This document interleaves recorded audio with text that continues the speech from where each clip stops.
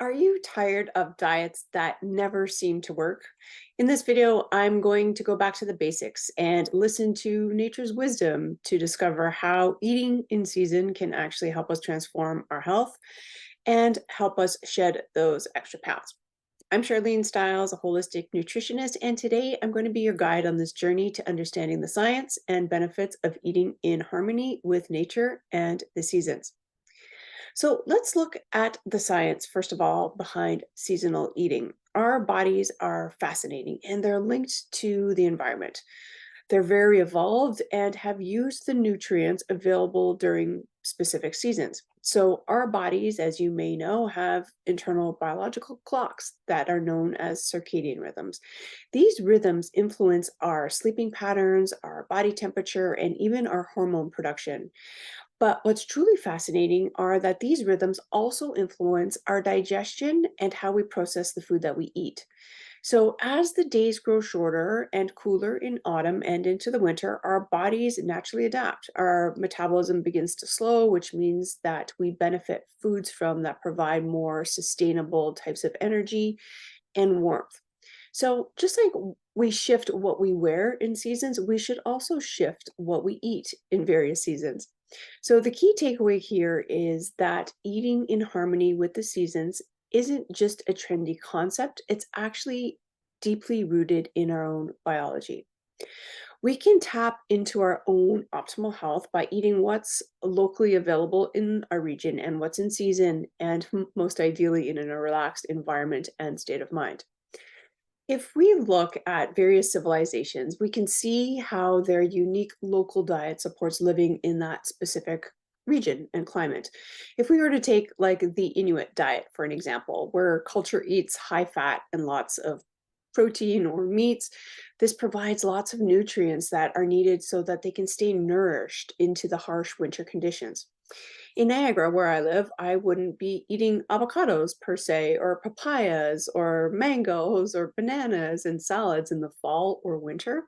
I would eat what was hunted and preserved for the winter. If we were to dial back into history, we would nourish ourselves on things that cellar well, like root vegetables or pickled vegetables, dried beans, nuts, seeds, apples, pears. These are all kind of local to the region that I live in. So we would rely on more like canned vegetables or frozen or preserved meats, or even butters or milk that are accessible from a local source.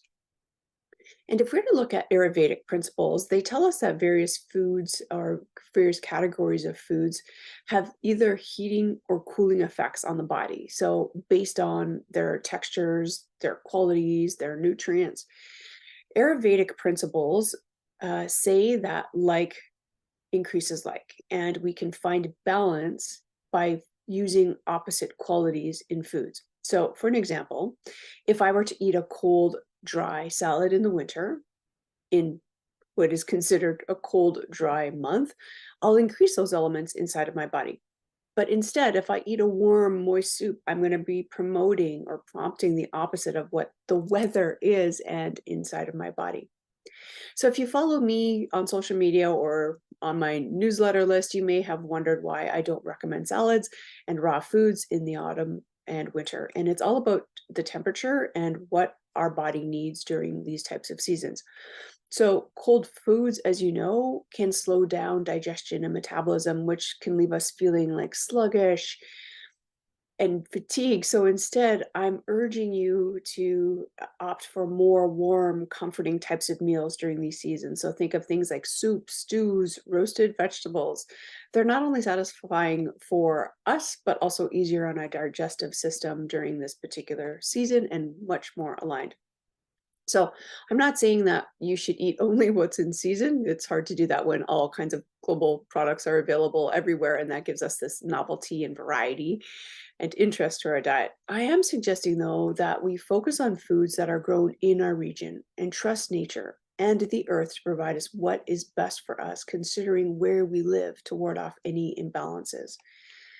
So, when you choose local, obviously, you're not only supporting your local community, but also enjoying food at its freshest, peakest point that has its most nutritional value capacity.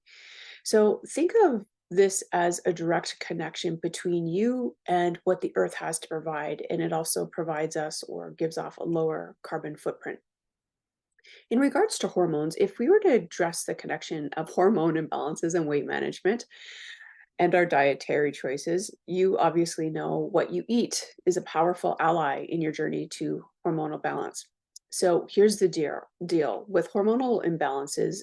As you know, they can wreak havoc on your entire weight management efforts. And when our hormones are out of sync, it can lead to cravings and mood swings and weight gain. But the good news is that your diet can help reset these imbalances.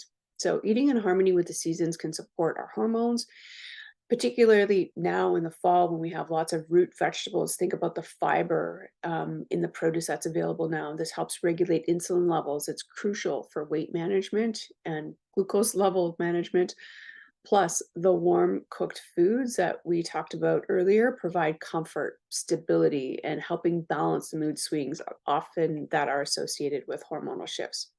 So, by making these dietary adjustments, you're not only feeding your body, but you're nurturing it back to hormonal balance. So, my idea, I hope today is simple, that the closer we can get to the source where our food comes from, the better. So, if we're to seek out local farmers markets or join a community CSA, we can access fresh, whole, and locally grown foods.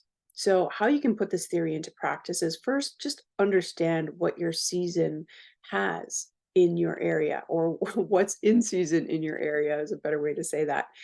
So this might require a little bit of research, but I think it's totally worth it. And once you know what's available, you can plan your meals around those types of ingredients.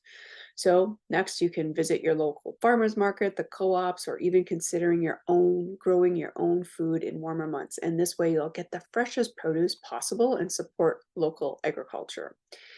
And I think another note to help here is planning meals in advance. This can be a real game changer. By either preparing or thinking about the meals in advance, you're more likely to stick with seasonal whole foods and resist the temptation of convenience foods. So just remember, it's all about making good choices that support your health, your hormones, and your well being. And I hope that I have encouraged you to eat what's in season and locally available around you.